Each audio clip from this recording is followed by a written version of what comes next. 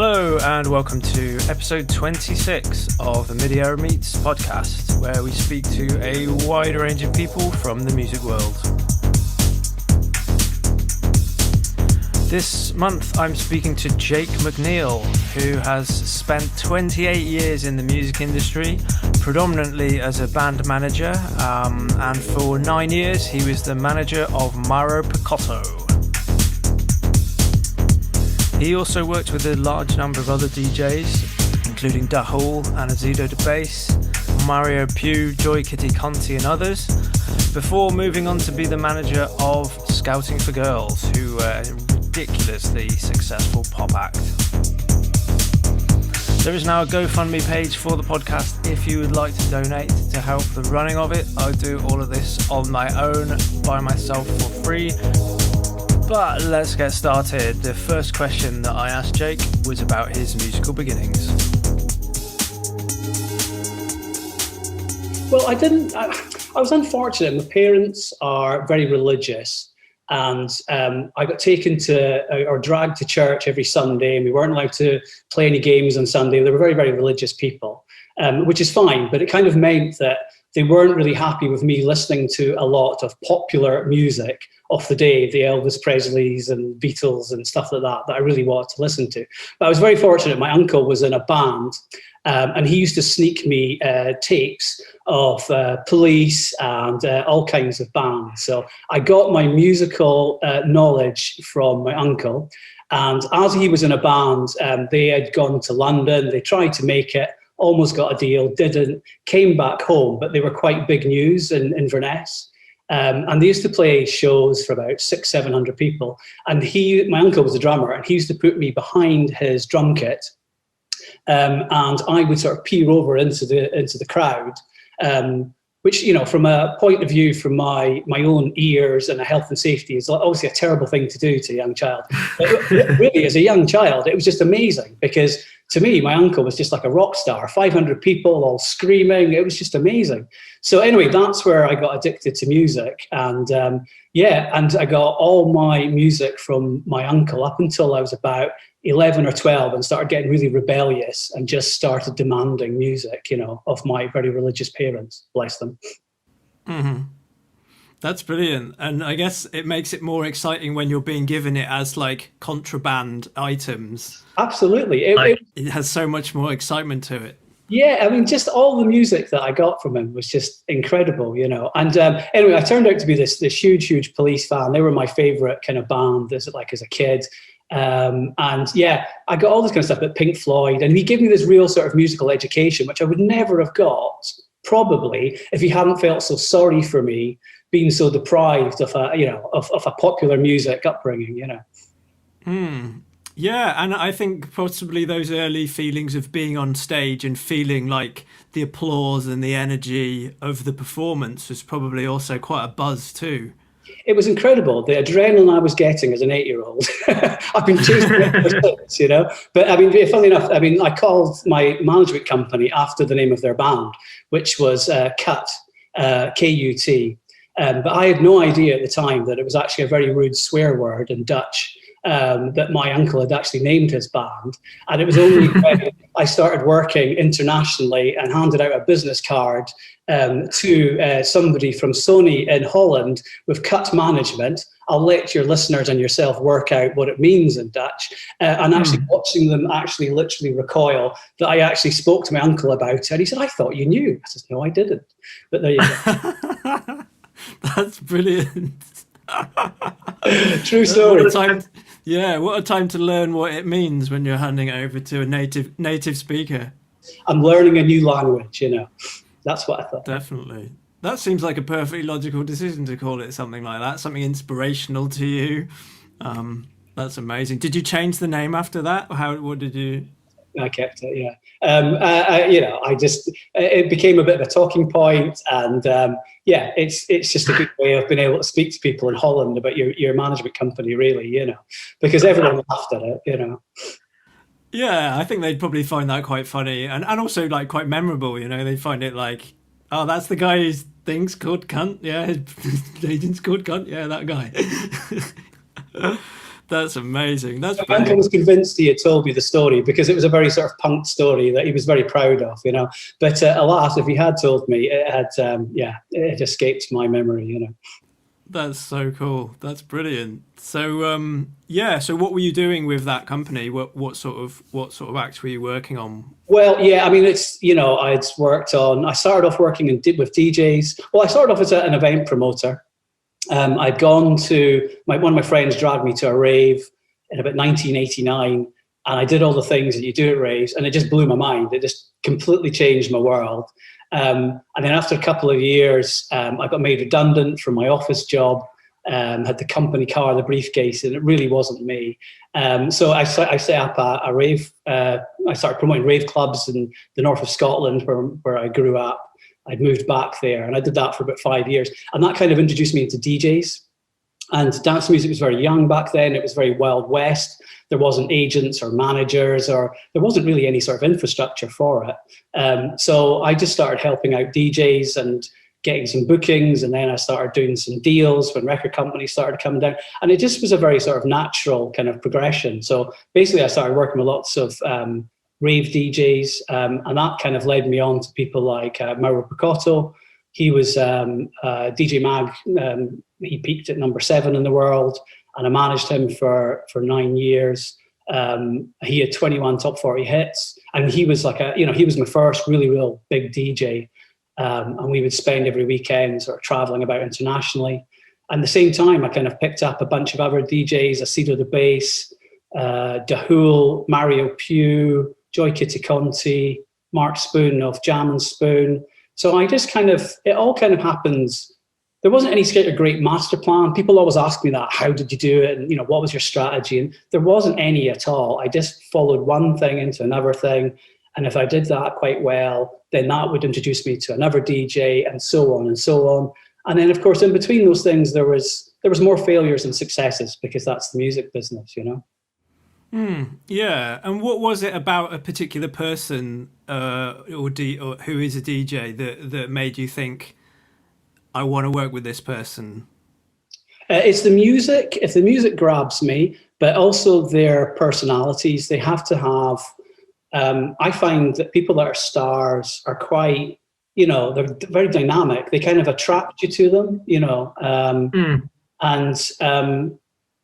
yeah, they have that je ne sais quoi. I don't want to say the word X Factor, even though I've just said it. But it's got that. They just have something about them. They walk into a room and you can tell that they're stars. And they don't even have to be big stars. They can be people that maybe only have like 100 fans, but, you know, that's their world and that's all they want to be. But, you know, that they're a star within that 100 fans, you know. So yeah, it's that's the things that always attracted me. Yeah, I can totally understand that. But I mean, and I have seen that of people coming into rooms, and they've got that energy. What do you think that is? Like, what is that? I honestly don't know. If everybody knew, we would bottle it and sell it, wouldn't we? You know, we don't know. It's just there's a personality thing that some people have, and like I say, I know people that have got that kind of personality, but they're not creative. You know, and they're the ones that are, you know, like Malcolm Gladwell would call them connectors. And if you've ever read the book Outliers, where he talks that there's certain people who connect stories, ideas, trends to other people, you know. And I've met people like that, you know, people like radio pluggers or tend to be in sort of sales, and they're just very dynamic and likable. But yeah, I don't know what it is, but yeah, they've got it, you know. Yeah. And what would be your principal role as a manager of say a DJ? Maybe prior to the big superstar, the big DJs, what would be your role in like helping them in their career? Yeah, well, when I first started out, it was just sort of doing some bookings for them. They didn't, basically DJs don't, or artists don't like to negotiate their own fees. Promoters don't like to negotiate. It's a bit awkward, really, isn't it? So you just I just started being a middleman, and therefore I started negotiating fees for them. And then I started organizing travel, and then, you know, they started becoming successful, and then record labels said, oh, they're getting successful, I want to do a deal with them. So they would put them on. I wasn't even officially a manager. I was just helping people out.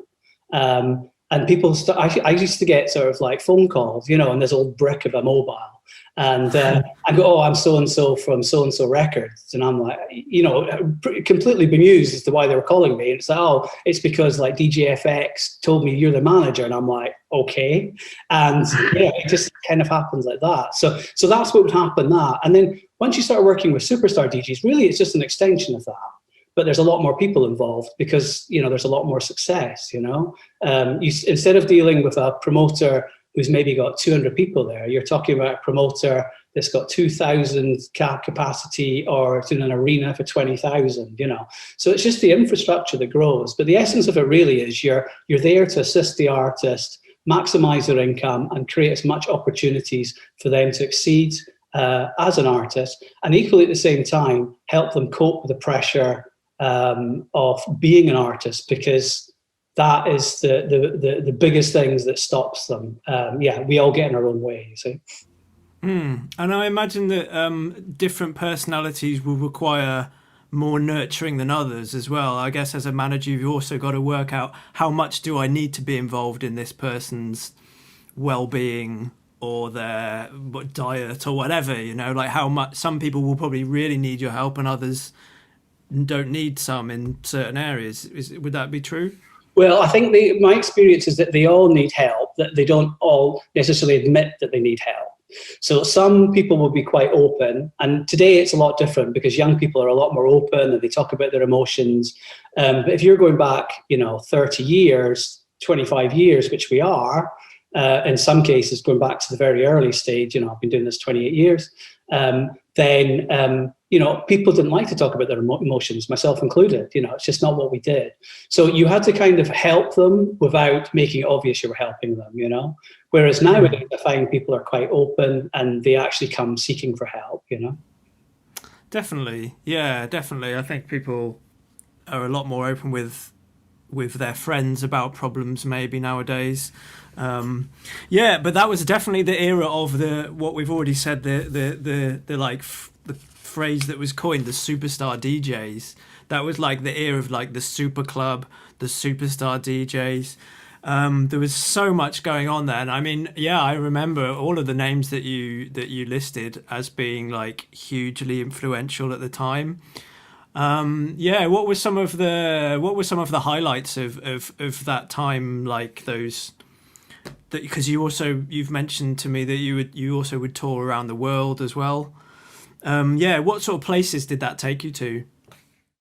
Well, it just took us all over. I mean, we would go to like Colombia for a long weekend and we would do 4 shows. We'd do Cartagena, we'd do Medellin, we'd do Bogota, and we'd do, I'm trying to remember the last one. I can't remember. Anyway, it's irrelevant. So we would go and we would play 4 shows in 4 different cities in Colombia, get involved in everything that happens in, when in Rome. And then you would fly back again, and then I would go into the office and I'd do a few days in the office and then we'd fly out somewhere again. So, and, we once went to Australia for 4 days as well. We flew there 24 hours, did 4 shows. We were part of the big day out and they were doing like 4 arenas and there was a bunch of people. Seb Fontaine was there, Goldie was there, Steve Lawler, and they were just basically jetting DJs in and out all over the place. It was like a mad thing. But we flew there, did 4 arena shows, and then flew back again. I mean, it was absolutely crazy. I mean, don't get me wrong, it wasn't like that every single weekend. There was weekends we could have done maybe 2 or 3 shows in the UK. Maybe we did a Friday night in Germany at a festival and a Saturday night in Austria. But basically, you were away every single weekend. Every summer, you were away. We always did a season in Ibiza. And then the only time we actually took off would be in January. So we would take the whole month of January off. But we were doing 150 shows easy, a year, probably more. I remember one particular year we calculated it because we were collecting the air miles, and we did 250,000 miles in 1 year, which to give you some perspective, that's 10 times round the world, in a year. Wow. And that's more than David Attenborough's done.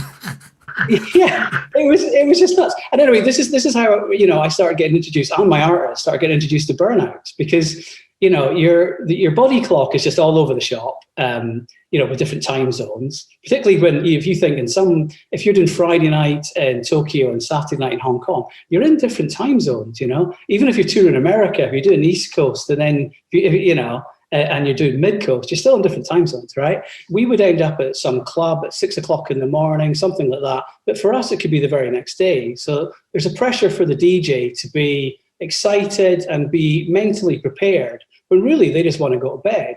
So, of course, it's only natural that alcohol and other stimulants are introduced to DJs, which they take in order to have the right mindset to basically entertain 2,000, 20,000 people, whatever it may be.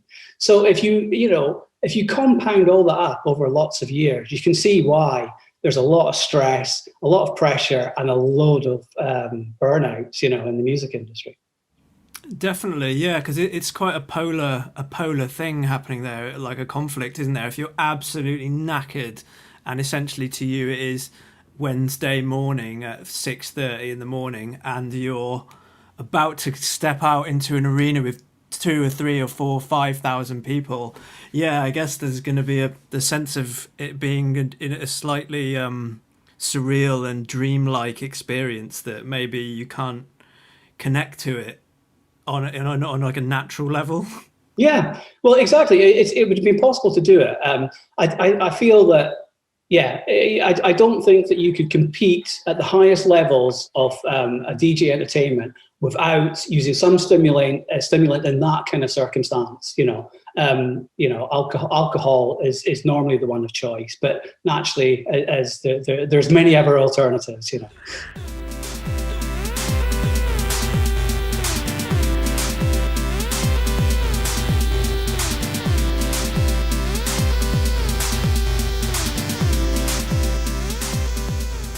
Certain artists, artists like Avicii, for example, probably was, a salient victim of that whole needing to keep being up and keep performing.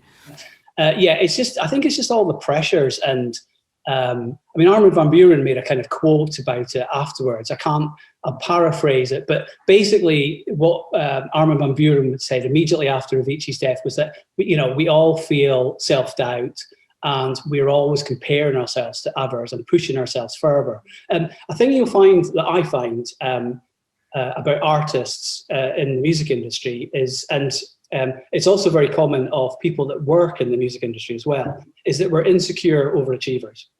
And what that means is that it's our insecurities and our need to feel better about ourselves that drives us on and gives us this insane ambition and drive. So we feel the more success we have, then the better we'll feel about ourselves. And the truth of the matter that's not true. That just doesn't happen. But it takes you a long time of trying and failing before you actually work it out. Because originally, certainly speaking personally, I didn't even know I was doing that. I just couldn't understand why I wasn't getting fulfillment out of it. And I was just chasing more and more success. Now, artists do that, and it's a very, very common thing. And comparisons, particularly, if you were to look at A-type personality in the dictionary, you would see all the things like ambition and drive, all that kind of positive and much desired characteristics. But what you don't see is the flip side of that, because cause and effect, yin and yang, what drives that is a deep-rooted insecurities. No, I won't say in all cases, but I would definitely say in most cases. And that provides a really kind of unbalanced life for a DJ or a musician or an artist or anybody really, because when things are going well, there's a bit of swagger, and when things aren't going so well, there's the head goes down, and you're kind of up and down. It kind of ebbs and flows, and it just adds in lots and lots of pressure, particularly to artists, Definitely, especially like how you would define success as well, or how they would define their success. Success is a really difficult thing to define, like anyway. So yeah, I think we're always. It's also, I guess, about managing your expectations as well. I know you've written a little bit about having really high expectations and then not meeting them. That's also something, I guess, that they have to be able to manage and control the controllables.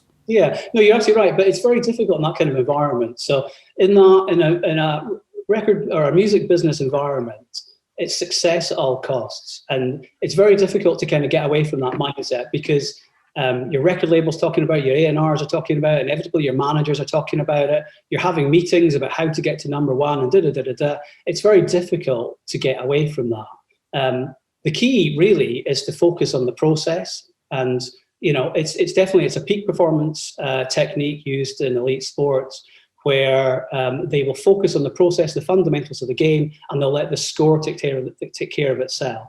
And that is a technique to basically remove the pressure. Now, that works in an environment where, the coaches that have made that very famous is Phil Jackson, who's won the most successful basketball coach of all time. He's won 11 NBA championships. When you're working in that environment and your manager is removing all the pressure from you, it's quite easy. It's easier to work on the focus or to concentrate on the processes.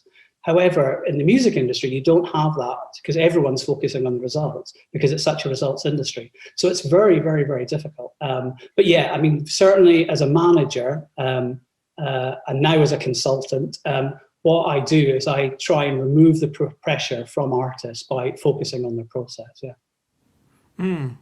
There's a lot to unpack really with this whole subject area. Maybe the first thing to mention is that the way that I encountered your idea, or maybe the way that we encountered each other, was through Reddit and through some of the really insightful posts that you've put on Reddit, which I will link to in the show notes, about all of these subjects. And I think what was noticeable about them was the integrity in what you're saying and the truth behind it, because there are so many people just spouting out ideas. And I think what you've written there is a lot of really useful advice on this subject. But yeah, it's really been good, and I've been reading back through it again today, and it's there's a lot of useful information for people on this exact subject, and it's almost like a stoic approach to sport. I don't know. Have you ever read Derren Brown's book, Happy? I haven't, but I've heard it's very, very good, and I believe that's quite stoically influenced, is it not? Yeah, it's it basically introduced me to Stoicism, and then so many other things beyond it. But yeah, essentially what he's saying is that you can control your thoughts and your actions, and that's all. So anything that's outside of those realms, just let them be whatever they're going to be. Don't shout at the guy who's doing something that you don't like in the street because he's doing his thing. You can't control it. Control your stuff, and that's where you'll get to a better place in doing that. Yeah, no, absolutely. I feel it's I think control the controllables, which is essentially what you've just said. You can control your attitude, your effort, and your reaction. So if something bad happens to you, you can control how you react to it. So that's the only three things that I believe that I can control, and anything out with that, I have to surrender to it and just release it. And I learned that from Stoicism. And I feel, and again, this is classic sports psychology, mental skills, coaching training, is that is essentially all an athlete can do. Athletes are taught, and they have been taught this way for decades. They're very much ahead in terms of elite athletes, they're very much ahead in terms of their training than elite artists, musicians, actors, people in the creative industries, sadly. But nonetheless, they've known this for decades. But yeah, it's a really important thing because that's all we can control. But you'll find most of the things that create anxiety for people are us worrying about things that are out of our control. Definitely, absolutely, yeah. And it's really interesting the link that you bring between sport and music, and there's a lot of sort of mental skill coaches and psychologists working in sport. And in music, there isn't that, and maybe it's all resting on the shoulders of the artist. Do you know there's a guy called Tim Ferriss who's an American who does a really great podcast. His one recently has some really great. It has a conversation with a guy called Jim Lower, Dr. Jim Lower. And yeah, he talks about this approach in sport and about the inner voice, like how we talk to ourselves. Like, what are we saying? What are we saying to ourselves in those really hard moments when you've just fucked up? Like, what are you saying to yourself? And they used Roger Federer as an example about, yeah, like, what do you think Roger Federer is saying to himself when he misses a shot? And of course, he's not like calling himself a fucking idiot, is he? He's not like going mad at himself, beating himself up. He's calm and he's collected and he's controlled that inner voice. Yeah, it's a really, really interesting chat, which totally relates to this realm of like mental approach to things. Yeah, no, I agree. I haven't heard that. I'm going to listen to that podcast, but I know I've read an article of Jim's where he mentions that, and he talks about Federer, and Federer had this incredible ability of, when he made a mistake, of not playing in his mind, and I believe that's what you're referring to. And Federer had this, was very good at staying in the present. So what we do, when we are in fear, we are thinking about the future. And when we are feeling shame and guilt, we're ruminating about the past. And Federer is just very, very good at staying in the present, because at the present right now, I'm having a lovely conversation with you. Whereas an hour before this, I'm thinking, oh, I wonder what's going to be happening. What kind of questions are going to be happening? And this is what happens. And it's just human nature. And funnily enough, I am actually doing my mental skills training. I'm doing that at the moment, and to get certification. So whilst it's something I've used, I've always studied sports psychology from a matter of interests and how coaches and leadership, I've always thought they had the best skills, and I've tried to introduce that into artist management and now my consultancy. But now what I'm actually doing is I'm actually going and learning or training my mental skills training to become a certified coach. At which point I'm then going to adapt it as best I possibly can, add in my experience and philosophies to help artists going forward. But yeah, I mean, you're right. I mean, it's the self-talk. The way we speak to ourselves, you wouldn't speak to another human like that, or if you did, you would feel really exactly. Yeah, that's what they said in one element of it is like, would you like that voice to be broadcast to like all of your friends? What you're saying to yourself, would you be comfortable with it? And like, no, of course you would. It's fucking really horrible, you know. Like, we're the worst critics for ourselves. And what we have to see, what we believe as well is we believe this voice in our head is true because it's in our head, right? But if that were true, you know, it really all it is, right? It's thoughts in our head, right, that then create our emotions, and then because it becomes an emotion, it feels true. So if we're telling ourselves we're a failure, we feel that sunken feeling, and we feel like a failure, right? And the way you can do that, if I'm watching a horror movie, then the director, the actors, the people that scored the movie are all creating an atmosphere to induce fear within me, and it works. But so it's in my head, it's telling me fear. I'm feeling fear, I'm jumping, but I know I'm watching a TV screen. I know I'm not really in danger. And all it is a trick. So this is why people believe what they, hear in their head. And it's just thoughts. That's all it is, right? And your idea is to you can't stop the thoughts, but it's to control them and change your self-talk. So instead of it being negative self-talk, it's positive self-talk. And the way you would do that, so before pro sports, elite athletes, they have rituals. So they'll do all these crazy things, and they'll flex their fingers and they'll point to the sky, whatever it is. They've got a ritual and a routine which they know sets them up for a mindset. And whilst they're doing that, they're doing all positive self-talk. You've got this. No one's getting past me, or I'm going to score every chance. And it's that taking that break and just before you start performing and having that moment with yourself to change your talk, which doesn't stop, to positive as opposed to negative. And there's all these kind of tricks like that.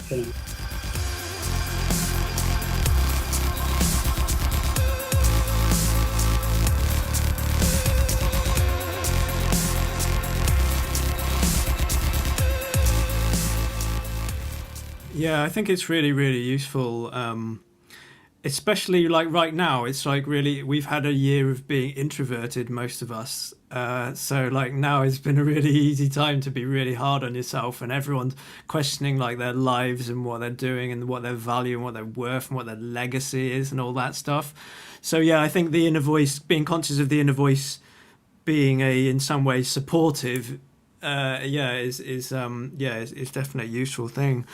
Are there any moments that you look back on that you think are what with what you know now you would have maybe dealt with it a bit differently from what you've learned about looking after people? So much. I mean, I had about 5 one-hit wonders. I mean, Azzido Da Bass was one of them, you know.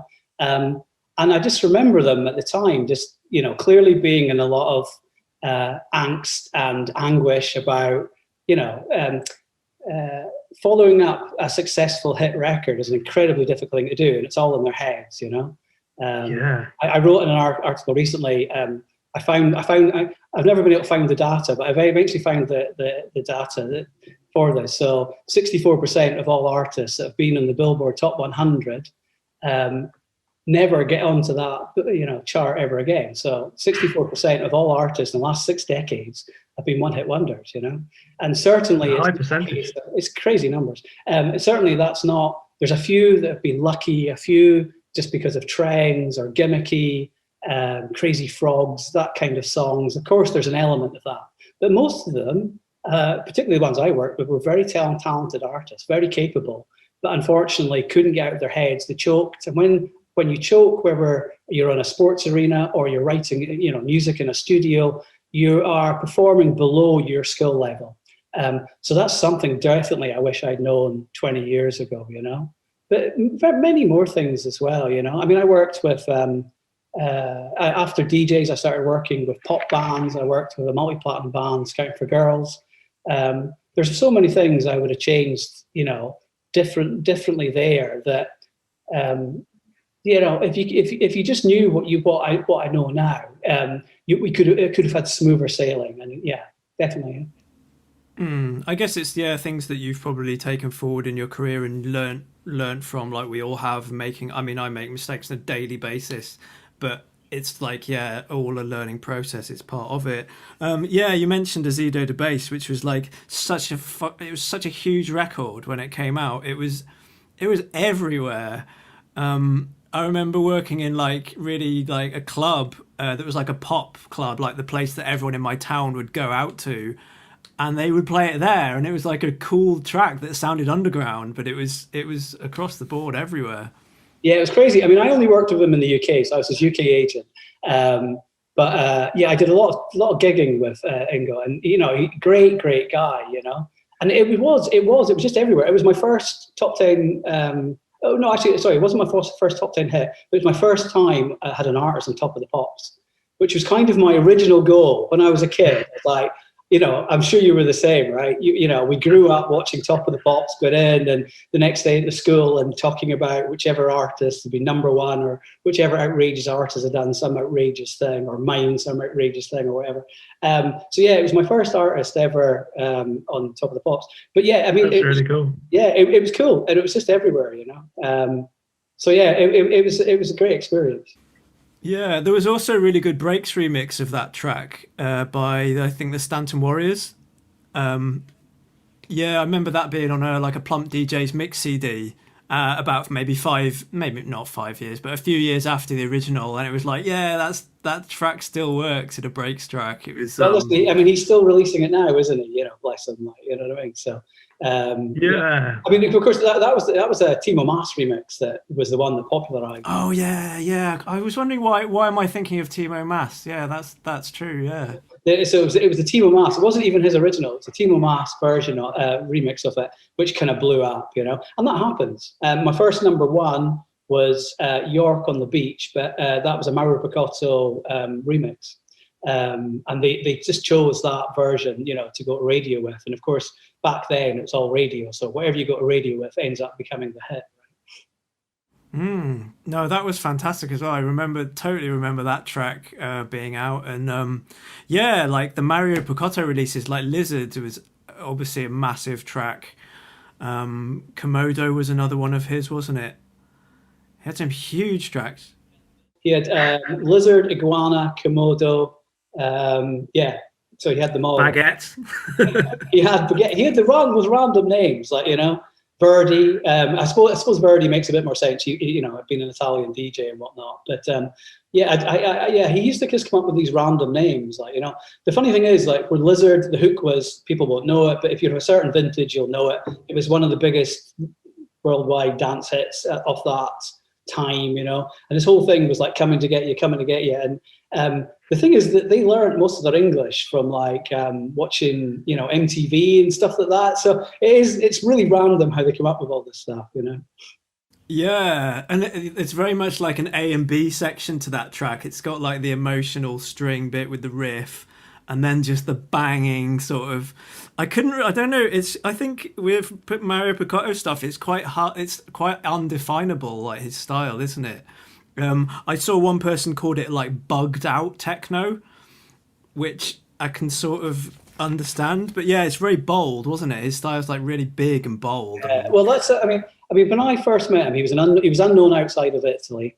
And basically what he did is he took trance, he took techno, and he was the first one to put it together. And he created a new sort of sound. And he had I don't know if you remember things like the 49ers and Capella and stuff like that, all the Italian house. I mean, these were all like top 10 records across Europe. You would probably, if you heard them, I'm sure you would recognize them. They were huge. I remember Capella, yeah. Absolutely. But anyway, so he was the ghostwriter, one of the ghostwriters behind that. So he was like is a hugely talented producer, songwriter. But basically, it started working for him when he basically took two different genres, trance and techno, put them together, created that sound, along with the hits and the hooks. And as I say, he was unknown, and it was just fortuitous that I, you know, came across him. I'd heard a white label from a friend who was a PR of Lizard, loved it, and got in contact. So I was quite fortuitous in being the right time, right place, as life often is. But yeah, I mean, within 2 years, he went from completely unknown outside Italy to, well, number 7 in the world. So, and that was, yeah, all down to the songs, but mostly the sound and how, you know, if you create something new, everyone's sort of ears pick up because they're just not used to hearing it. It's different frequencies, isn't it? You know? Yeah, absolutely, and like at the right time for him too, maybe, because I remember being around 2000. There was definitely a feeling of change of like, everyone was like, "What's going to happen in the year 2000?" There was like this mystique to it, wasn't there? So yeah, there was a lot of new stuff, a lot of like mashing up of styles. I watched a set of his the other night from Mayday 2001, which had so many classic tracks. I just remember so many tracks off that were just about during those times.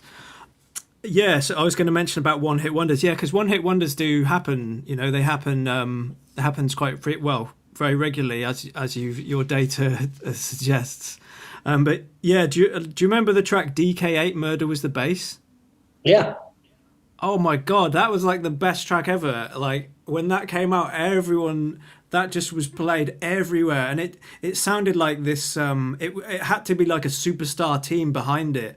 And then I mean, for me, that's like the ultimate one-hit wonder dance track. That I thought it was like, you know, like Planet Perfecto was a dream team of like Paul Oakenfold, JX, and I can't remember who the other person was, but yeah, DK8 Murder Was the Bass was one of those sort of one-hit wonders that just really killed it. Yeah, I mean, it's funny, you know, the dance music just generated some brilliant. I mean, we were very lucky to be around, I think. Anyway, I feel very blessed to have been around at a time where it was just such a cultural phenomenon, really, isn't it? You know, it's been the biggest youth culture movement. For the last 20, 30 years. You know, before that, you had punk, which is obviously hugely influential. But punk only lasted, I can't remember, it was a very short time, wasn't it? Like 18 months, 2 years, 3 years, something along those lines. And of course, you know, dance music has moved now into pretty much pop music, you know, and on the extreme of the spectrum.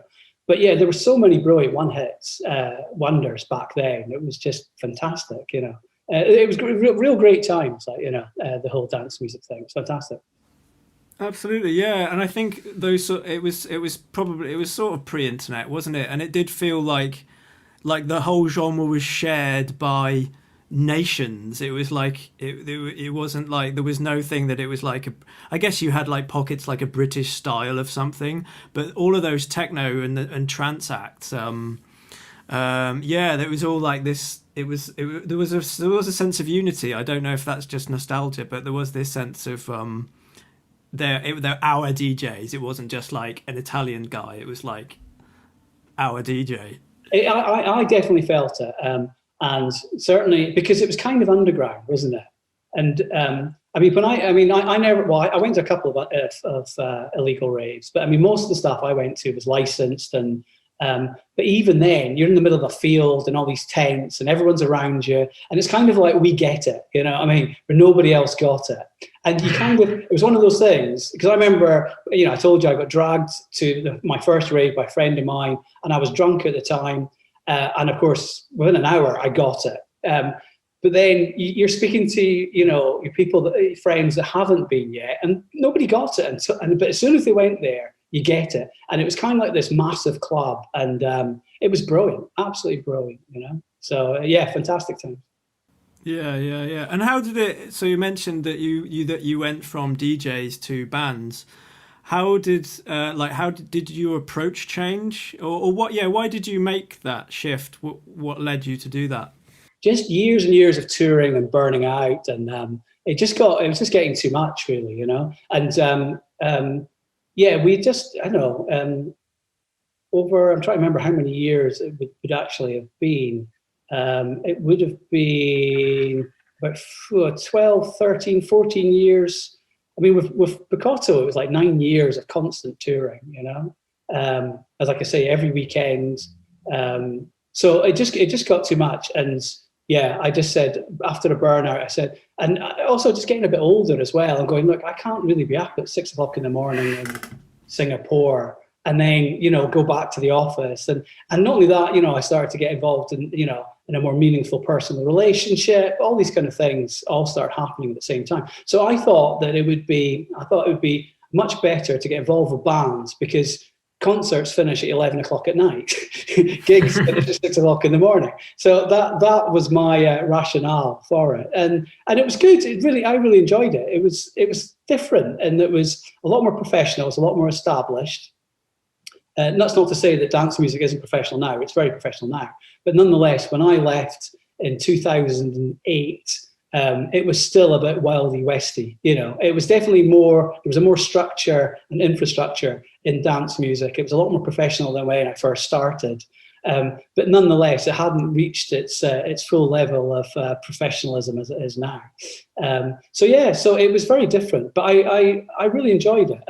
The band thing was a more mature thing for me. I got home. I was home in bed by midnight, and that was my main reason for doing it. And I didn't have to tour every weekend as well.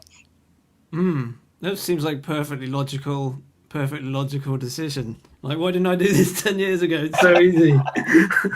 You've got more people to deal with, though, haven't you? Does that like dynamic change if you've got a band of like 4 or 5 people? It does, yeah. I mean, again, usually there's within the band, there's normally a manager within the band. It tends to be the front man.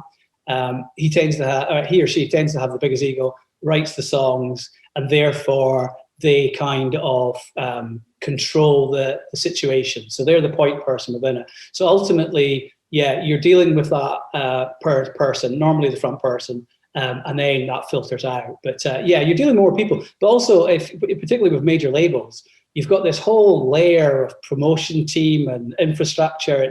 And you know, you're overseeing it. So when I'm managing a top 10 DJ in the world, I'm overseeing 3 or 4 people. When I'm managing a multi-platinum pop band, I had a business partner, but the two of us were overseeing 30, 35 people, you know, and trying to keep all those, those plates spinning and ensure that everything was happening at the times it was supposed to be happening with so many moving parts isn't easy, you know. So, yeah.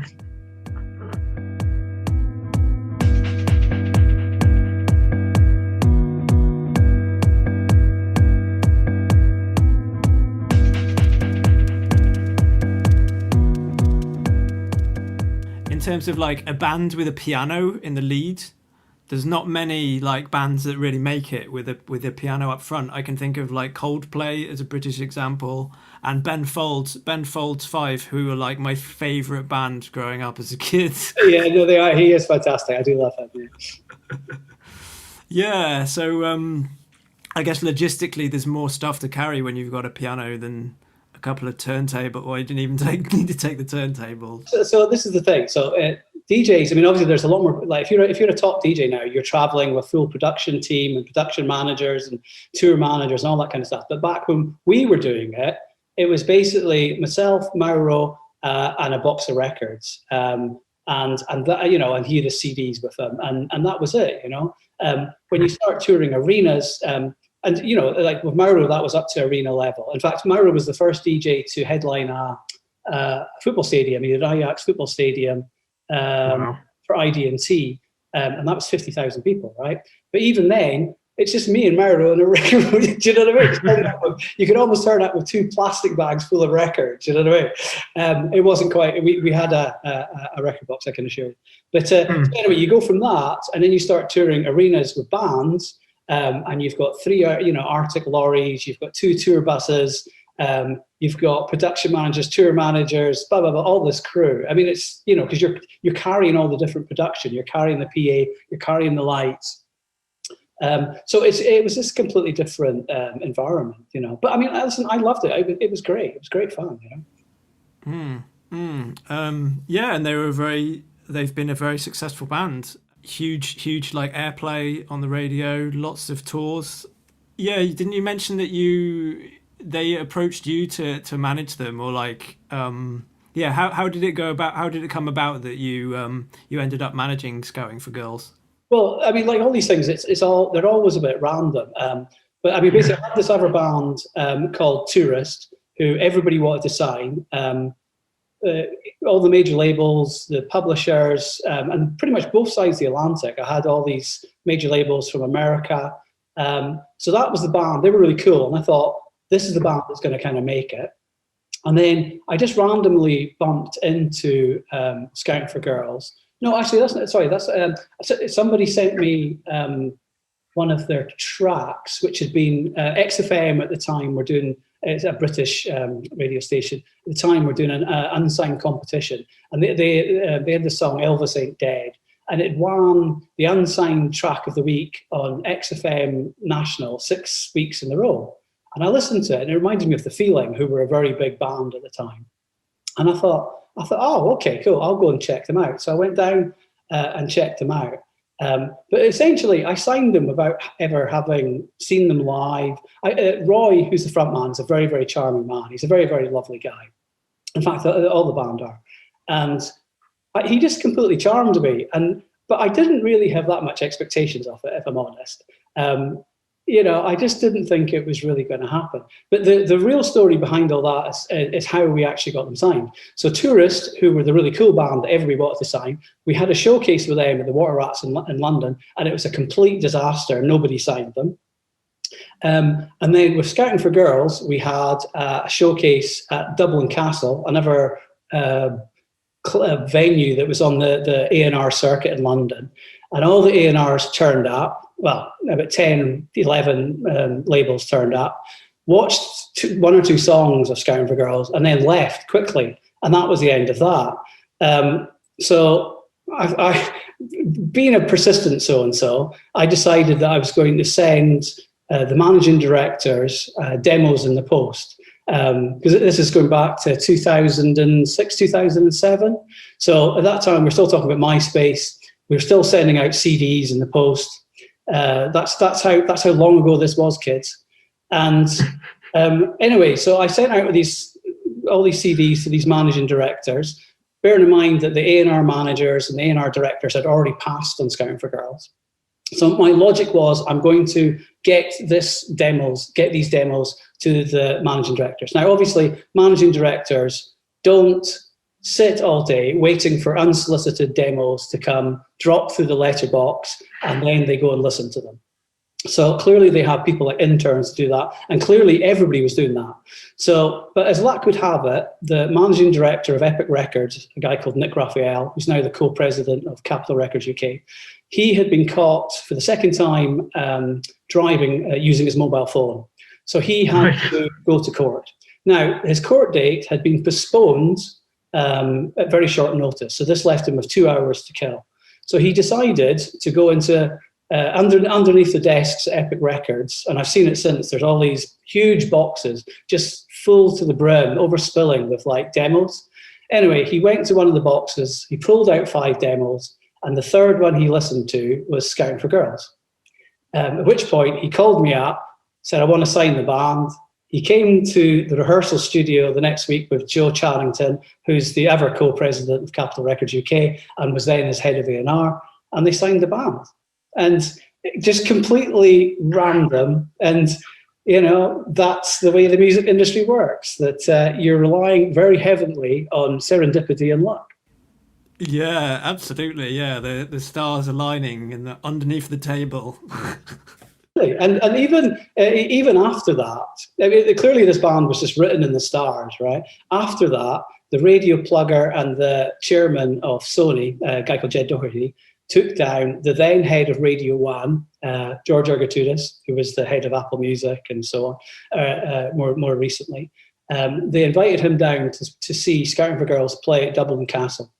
And it was a sold-out show. Scouting for Girls had been unsigned for 10 years, basically. Had pretty much given up on everything. And so they took down George Ergotudis. Now, back in those days, today it's more about Spotify, but back then, if you don't get playlisted on Radio 1, it's game over before you even start. So George Ergotudis comes down. He's standing right in front of me, and I'm getting really positive vibes. I'm thinking, he's liking this. Anyway, we go in the next day. I go into Sony for a meeting, and George Ergotudis, the head of Radio 1, had shared a car home with Jed Doherty, the then chairman of Sony Music, at which point he turned round to Jed and said, over my dead body, will Scouting for Girls ever get played on Radio 1? So we were gutted, naturally. But of course, there's nothing we could do about it.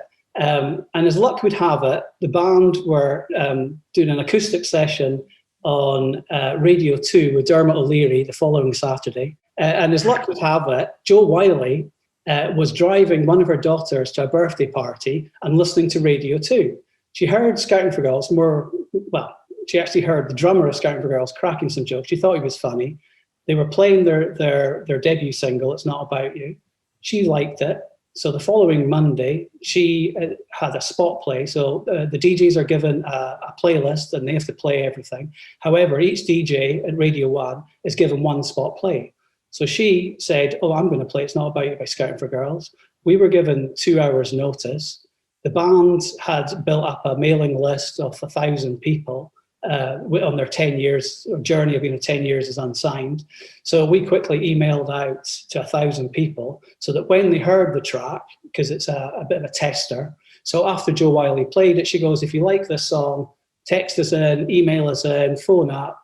And of course, all the fans did that. And 2 days later, Scouting for Girls are on the Radio 1 playlist.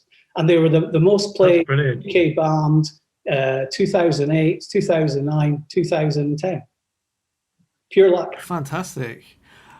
And I read that they also it was MySpace days. That I read that they also they made their own fan club, which is called Wolf Cub. Was it Wolf Cub? Wolf Club. So yeah, Wolf Club. Yeah. So they were putting a lot of energy into like connecting with their fans and hand making things and posting them out. And that's brilliant when they can finally get that moment to call on the fan club to rise up and phone in Radio 1. I mean, they worked so hard, as I say, 10 years. I mean, they, as you say, they built up 1,000. So basically this Wolf Cub was essentially their fan clubs. And what Roy, the songwriter and frontman, he had won a Casio keyboard in some sort of sound on sound competition or something like that. So anyway, he was writing songs, doing the vocals in his wardrobe and making these demos, and he would send them out He would press them, record them, put them on the CDs, do the covers, and then send them out by post to all this fan club for nothing, And of course, these people would go to the shows, and he was basically being a DIY artist before there was any need to, or before DIY artist exists, in the current sense. So he had built up all this fan base, and of course, who knows? But if it wasn't for that, it might not have happened. So all those years, 10 years of connecting with a wee audience, that was the foundations which built their whole success on it. Yeah, I can completely understand that. And in some of the things that you've written on Reddit as well, you've talked about connecting with the audience and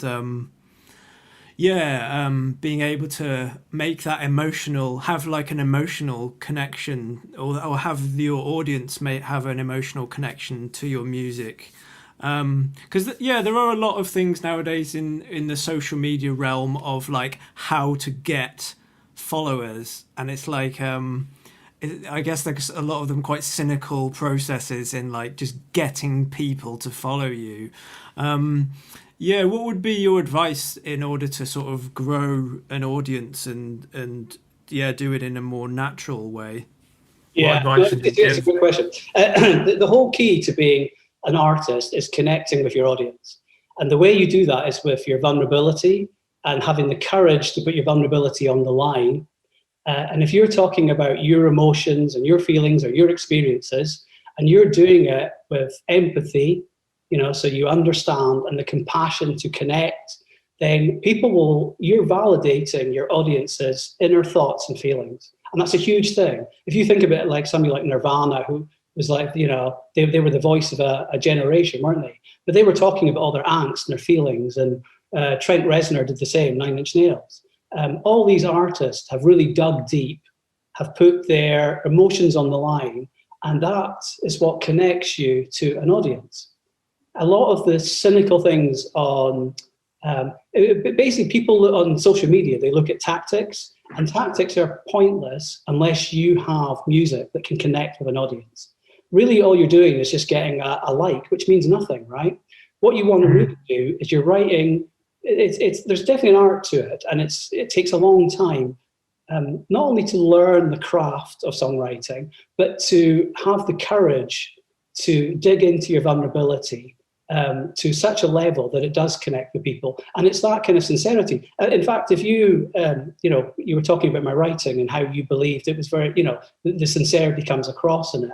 And that's because there's a lot of integrity in what I write, because I've experienced this both personally, what I write about, and with my artists. So really what I'm doing is I'm connecting with an audience, but I'm just not doing it with songwriting. I'm doing it with being open and honest as I possibly can with the audience. And that's what songwriting is, In fact, that's what art is. And unfortunately, people look for the tactics and the quick hacks and the social media and the algorithms, and all that stuff is great if you have remarkable music. And by remarkable, I mean music that people go, wow, that's really good, and it's worth sharing. And people go, you've got to listen to this, because that's how you become successful, okay?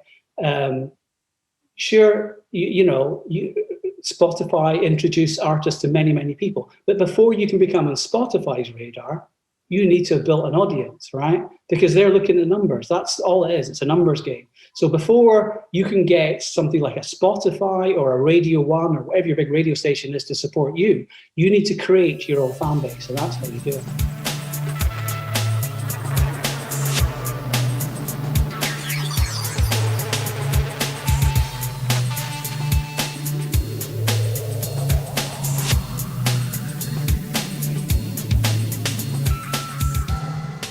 Yeah, I think it's really amazing advice. And yeah, like I say, I will link to all of the articles. I've written down many of the points that you've covered in those things. But yeah, the emotional connection, I think, is a really true one. And if do you know the Australian singer Julia Jacklin?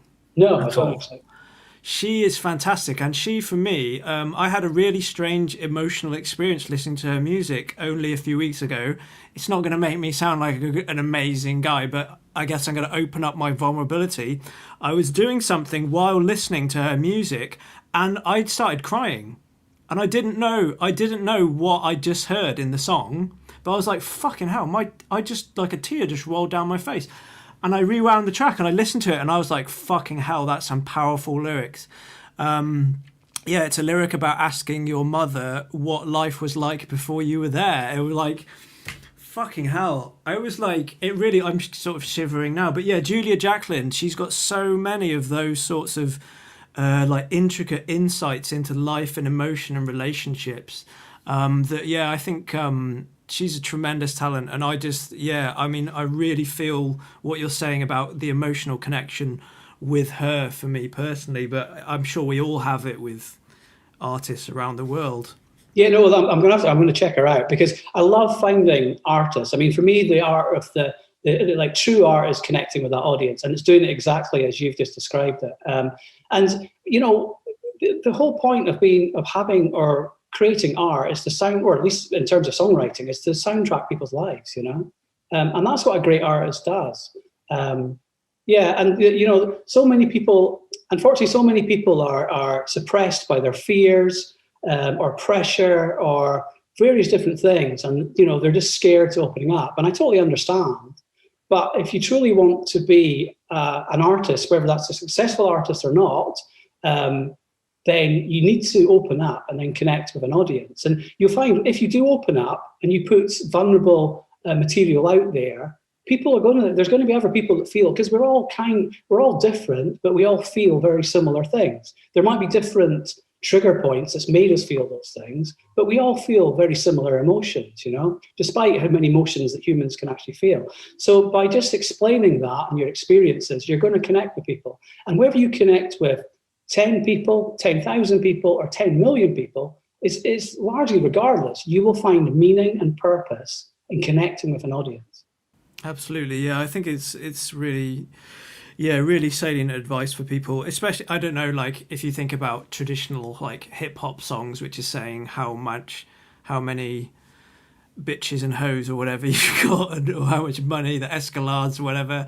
I don't really connect to that, but yeah, I think yeah, the reality, people like, yeah, that reality is it's like a tangible thing. John Grant is another one who's a bit like that, who really has some incredibly open, brutally honest lyrics about life and his feelings.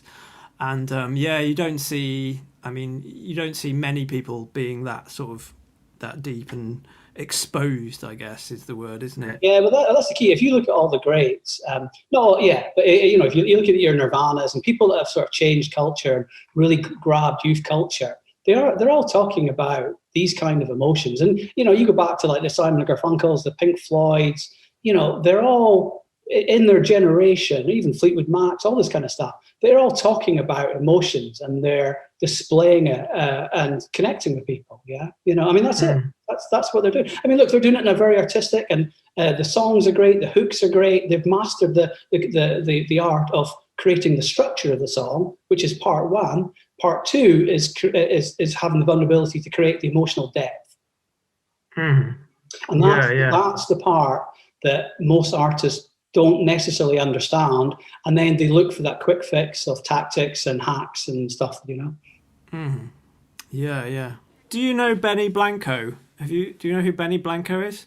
Like, he's someone that I've just like trundled along to on the internet and discovered, but such an incredibly likable and fun-loving character. You can see why he's successful and he gets to work with the biggest artists, because he's just such an amazing guy. I mentioned the co-presidents of Capitol Records UK. So they've done everybody from Sam Smith, they did Scouting for Girls, but JLS, Paloma Faith. I mean, they're super successful A&R executives. The number one thing they look for in artists, and this will surprise most people, is likability. It's not talent. It's not vocal ability. It's not live performance. It's likability, because people like, you know, ultimately they're pop, and people, so, you know, they work for a major label, they work for a corporate entity, whose main role is to sell as much as possible, and people buy of people they like. Now, in terms of Benny Blanco's situation, you like to work with people that they like. So it's a very similar thing. Because he mentioned working with Ed Sheeran, and then like 6 months to 8 months after they'd worked together, Ed Sheeran phoned him up from a gig that didn't go so well and said, "Oh man, I had such a great time working with you. I really felt like I connected with you better than anyone in the industry. Let's work together again." Serious like levels of likability there, magnetism. But the other thing is, again, there's Benny doing what his job is, which is to connect with the artist. You know, that's what, you know, it's pretty much but it's fairly well known in psychological circles, and indeed mainstream circles, that, you know, one of the things that provides a lot of happiness is our connections, you know, our friendships, our relationships. But this also works, and, you know, on a very sort of work basis as well, you know. So one of the keys, I mean, most producers will tell you, one of the keys to being a great producer is, of course, having the skill set to do it, but really it's connecting with the artist, you know. So it's exactly the same theory as, you know, the key to being a successful artist. And by successful, I mean, you know, it could be 10 people, 10,000 people, or 10 million people. You know, it's just connecting with people, isn't it? Definitely, yeah. It seemed, I mean, the big producers that I know, they have a full spectrum of admirable characteristics. Yeah, they do fall into that. They're likable, they're helpful. Like the most talented people I know are really open and will share their secrets with you. The producers that don't tell you how they did stuff are not the most successful ones, in my experience. Yeah, I agree. Yeah. I mean, that, again, that's the whole sort of growth mindset, fixed mindset, isn't it? You know, so growth mindset believes there's an abundance of you know, the confidence in your own abilities. There's abundance of opportunities, and fixed is I'm keeping it all for myself. And ultimately, you lessen your opportunity for opportunities, because, you know, you're not putting yourself out there, you know. Definitely, yeah. And I saw that you're going to do an AMA on Reddit. It's going to be after this goes out, but with a really talented producer. Ken Lewis.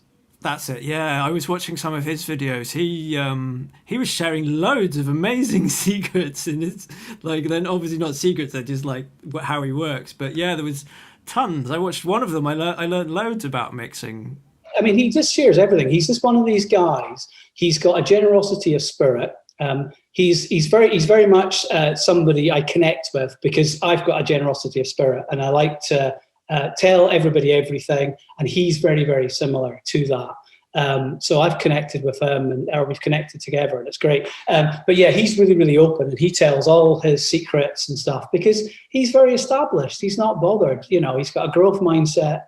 You know, there's abundance of opportunities. I mean, as you may know, he's on, I think it's 101. He's got credits on 101 gold and platinum albums now, which is just crazy. And he's worked with everyone from Kanye West to Drake to Taylor Swift to J. Cole to Eminem. You know, the list just goes on and on. Ariana Grande. It's, you know, blah blah blah blah blah. But I think the thing that impresses me most about him, he's just an incredible human being, where he's in a position where he could just be a bit of an asshole, to be honest, but he's not. Yeah, and you sort of wouldn't question him if he was, being that, having all those accolades. That's amazing, man. That's amazing. You did you did post today on Reddit. I'm going to give away when we're having this conversation, but you did post today on Reddit about a slightly controversial subject of who you should be making, or who the artist is making the art for. Yes, I did. It was. It's in response to I posted it on Wednesday, so I put a post out a couple of days ago, and it did very well. However, there was, as there is always, there's an element that people that respond negatively, and that just happens. You can't control it, and it's totally fine. And I always get back to people if I've created something that inspires, whether it be a positive or a negative response, I always go back and speak to people. And whether it's a positive response, a comment, or a negative comment, I always deal with it as positively as I possibly can. However, there was a bit of a recurring theme, and the point of the post was the true art is in your audience, where I'm talking about the key to art is it goes back to our points that we discussed previously, is that you don't become successful, the audience makes you successful, right? Is that we don't own the success, right? It's the audience that listens to our stuff, buys our tickets, reads our blog posts, listens to our podcasts. It's the audience that makes the art, in my view, right? And they disagreed with that, and they thought that art should be created solely for themselves. And some of them were quite nonplussed about it, and others were quite angry about it. And generally speaking, I find when someone's really angry about it, they're not really angry at me. It's getting directed at me, but really, I've just hit a nerve. That's really... You've triggered something from the past and somewhere along the line. I mean, there was one. I had one comment in it said, and it was provocative. I grant you, but it was like there's 18 million tracks released every year.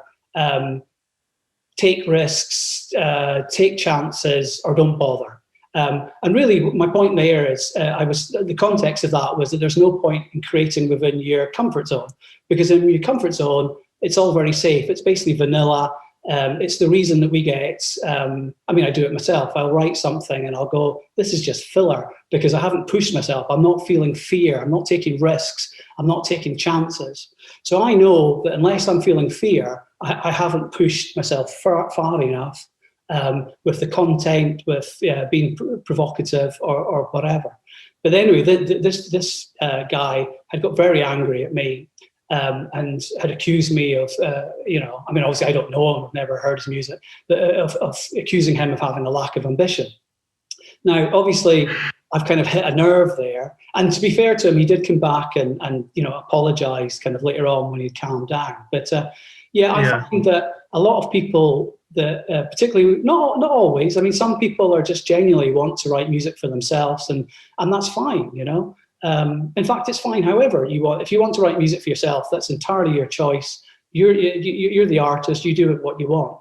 But I think a lot of people are really they're scared. It's a fear of rejection. It's a fear of failure.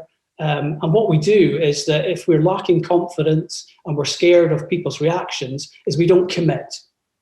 And in professional tennis, for example, they call that tanking the game. And that's where professional tennis players don't try so hard, so that when they lose the game, they're essentially self-sabotaging, so that when they lose the game, they don't feel it's on their talent, it's that they deliberately weren't trying so hard. And Andre Agassi did it when he was world number one in the semi-final with Michael Chang, because he was scared of meeting Boris Becker.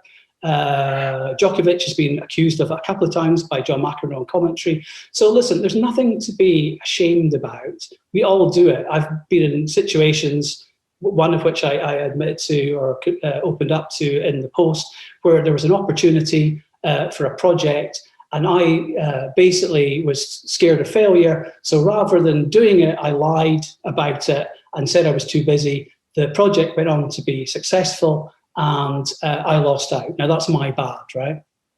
So that's just an example of how we limit ourselves through fear. And whilst maybe not all artists that write purely for themselves are doing it on fear-based decisions, I would say the majority of them are, Yeah, right. And it's funny, if you are going to write for yourself, then do you need to share the piece of music you've written with anyone? Well, it just seems bizarre to me, because I just can't imagine like writing an article, like spending 2 days writing 2,000 words, redrafting, and then just putting it away.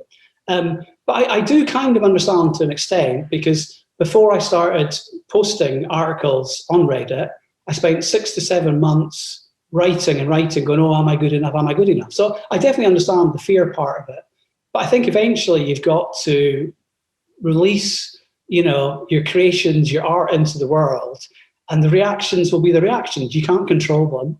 And frankly, the only way you can improve as an artist be as a writer, as a songwriter, producer, a podcaster, as you know, is you've got to make mistakes. You put stuff out there, you go, oh, I can't believe I did that, I'm not doing that again. And then you make another mistake and you learn from that. So the only way to grow is actually by failure. So really, we shouldn't, particularly in creativity, we shouldn't be scared of failure. Really, what we should try and do is fail as often, as quickly as we possibly can, because that speeds up your growth as an artist or podcaster or writer, whatever your creativity is.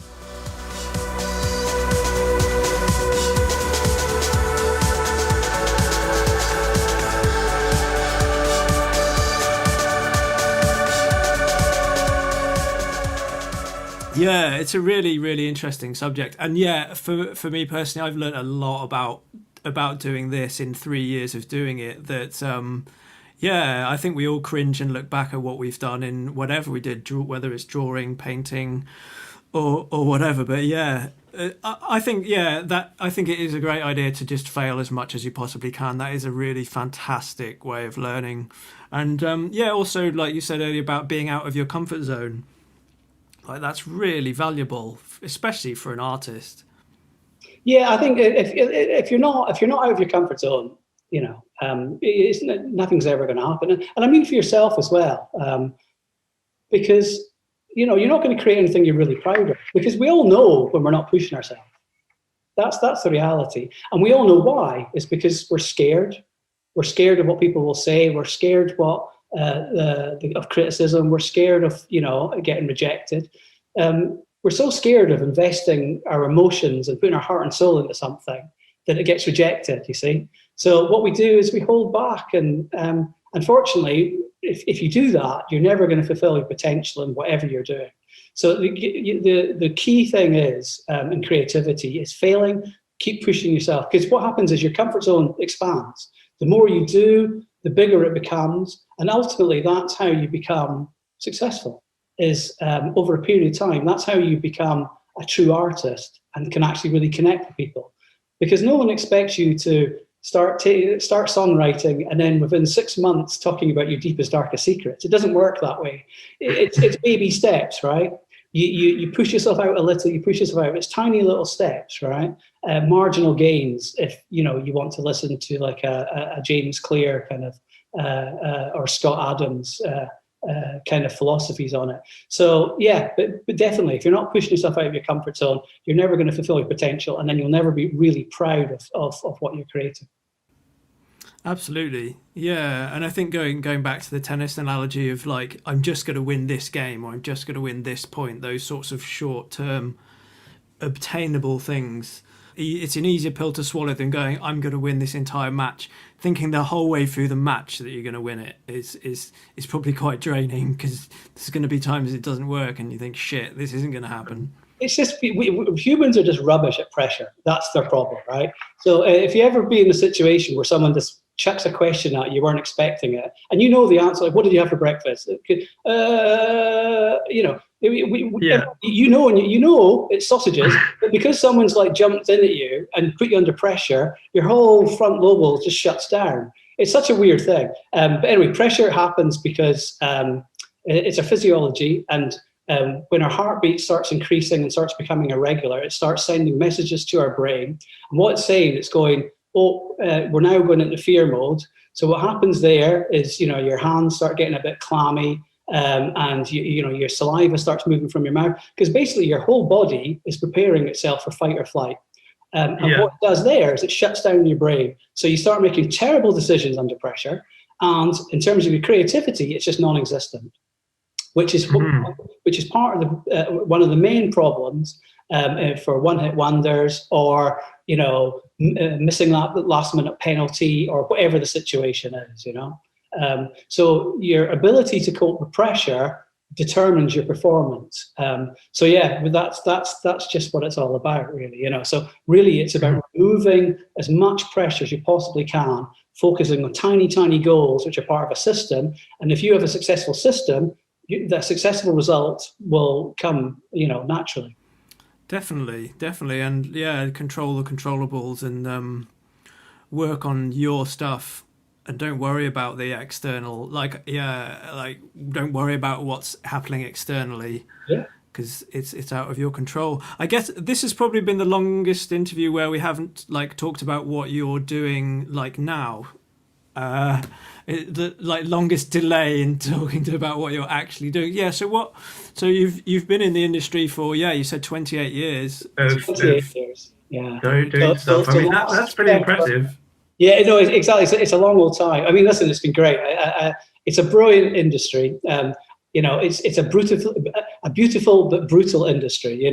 So there's many ups and downs. But yeah, most of the time it was basically as a manager and as a promoter. But last December, after my third major burnout, I said, right, okay, that's it. Me and management are done.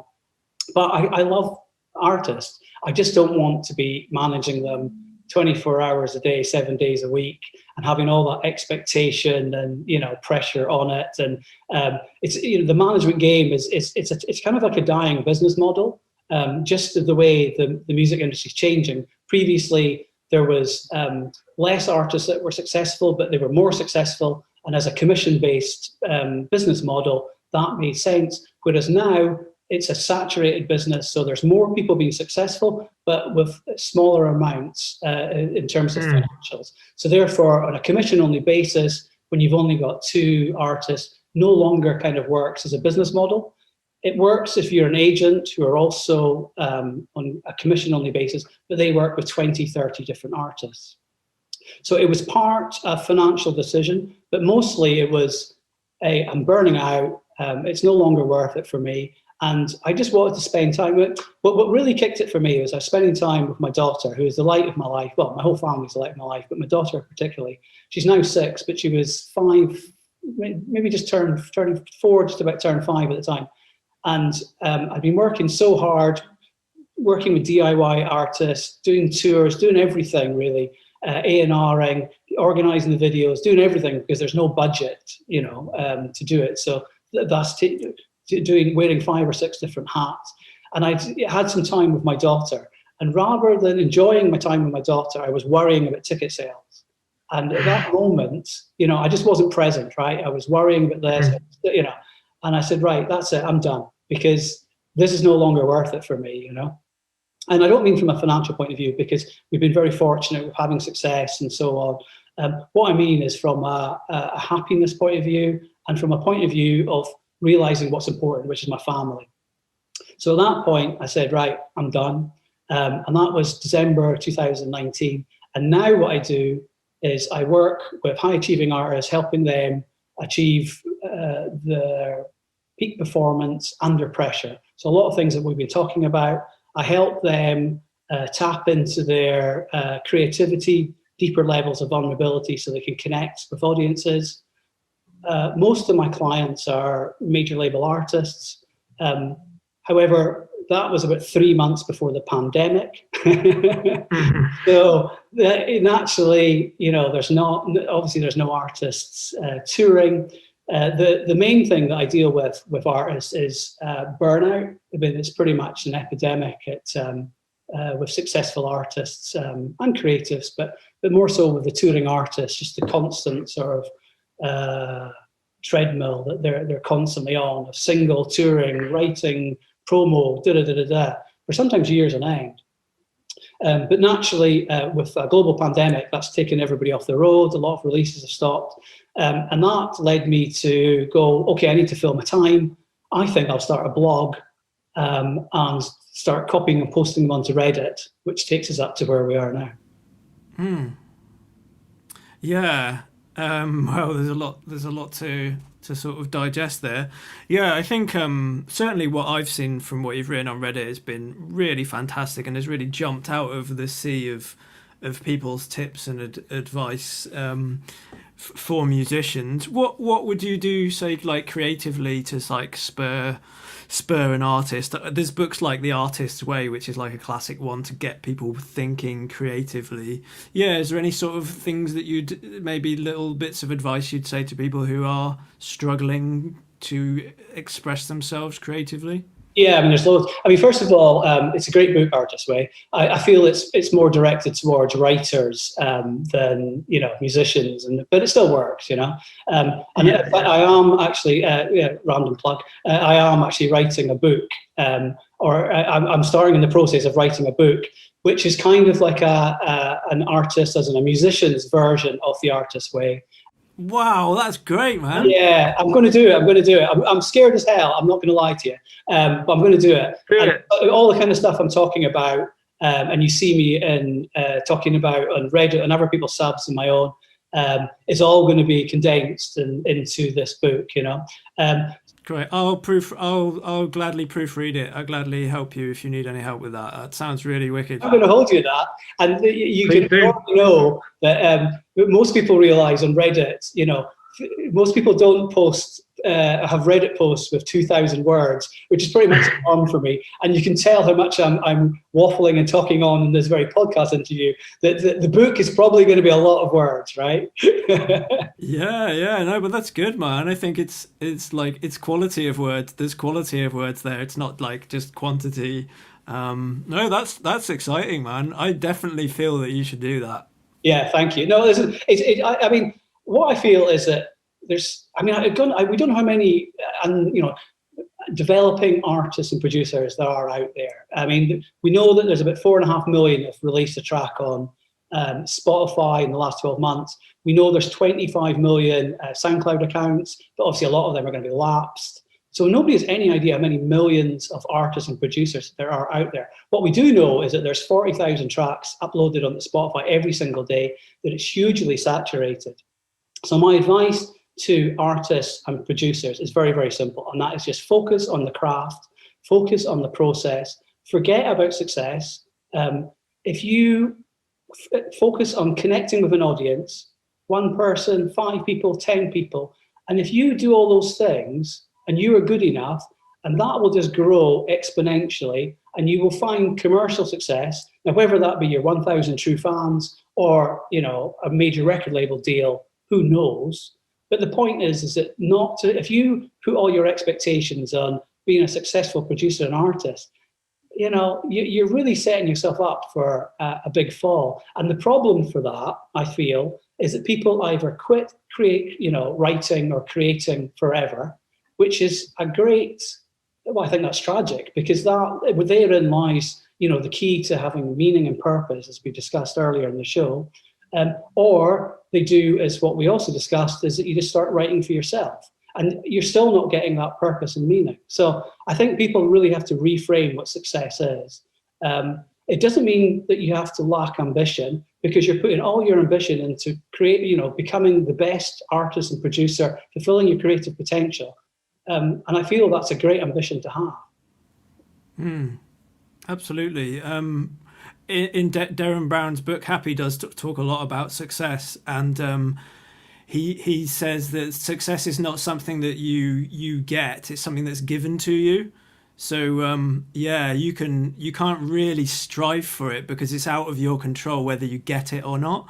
So that's great advice, man. That's great. I'm excited for that book. I'll totally help you with that if you need any help.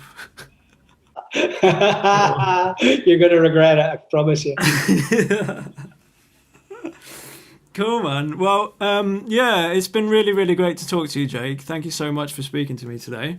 No, listen, honestly, I've really enjoyed it. It's been great. So, I hope it's provided a lot of value for your listeners, and Absolutely. And I think, I will direct the links to the post that you've written on Reddit, because I think they're really valuable for musicians across the board, and just artists in general, maybe, who are struggling with like the mental side of what we're doing here. No, absolutely. I'd really appreciate that. Thank you. Great. Well, I'm looking forward to this book coming out, the book signing in a couple of years' time. Fingers crossed. Cheers, man. Thanks for speaking to me. Listen, that's been great. Thank you, mate. All the best to you. Oh, what a lovely guy Jake is. Got some really great insights, I think, into the music industry and the pitfalls of it, and I guess the creative myths that people throw around the internet. He's got a great way of putting ideas across and communicating with people. And you can see why he's been so successful over the years. Okay, that's it for this month. Please do look at the GoFundMe page if you want to donate and help me run this thing that I do by myself. That would be amazing. Next episode, we've got a huge artist on, one of the biggest electronic acts in the world, still going strong after the number of years in the industry. It's going to be an amazing chat. I hope you look forward to it as much as I looked forward to doing it. Thanks for listening. I'll see you again soon.